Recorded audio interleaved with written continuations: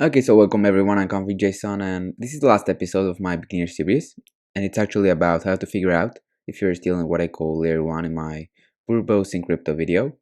If you haven't watched that, by the way, go there and return here after, because this one then will make way more sense.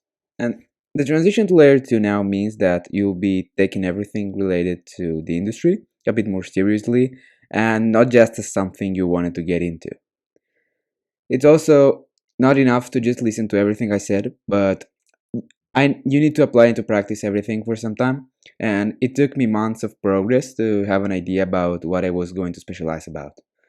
That's also a key point when thinking about layer 2. You may have a niche defined inside the space, you're not just learning broad concepts. And there are also quite a lot of paths you can take.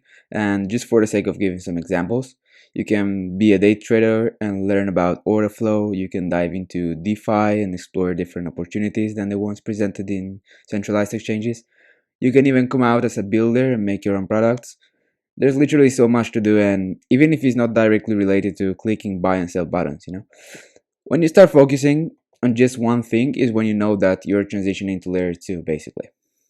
Next, you need to be able to extract information from primary sources. The meaning of this can sound a bit hard to determine, but it basically says that you're not going to learn or take anything into account that doesn't come from a well-established or official source. If you don't have them sorted out, then you're still in layer 1 and don't have an exact idea of what I'm trying to tell you. In the case you're trying to know, for example, about a specific protocol on DeFi, reading their documentation is way more neutral than some thread an influencer may write to gain audience.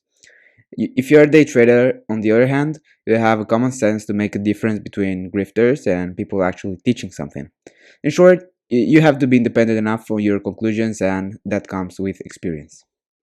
And pretty much the last one would be, at least, think about increasing your overall commitment. Not much to detail here, really.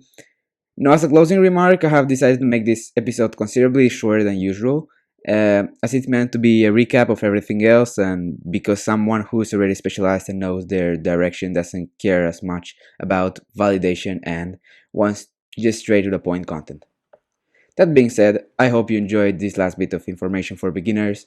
From now on, I'll be finally driving my focus to where originally it was meant to be. And if you are interested in the same things I am, I will highly recommend you checking out the rest of my series that will certainly help you further. Don't forget to subscribe, like, and all that stuff. And if you have any concerns or feedback, don't hesitate to comment or DM me. See you in the next one.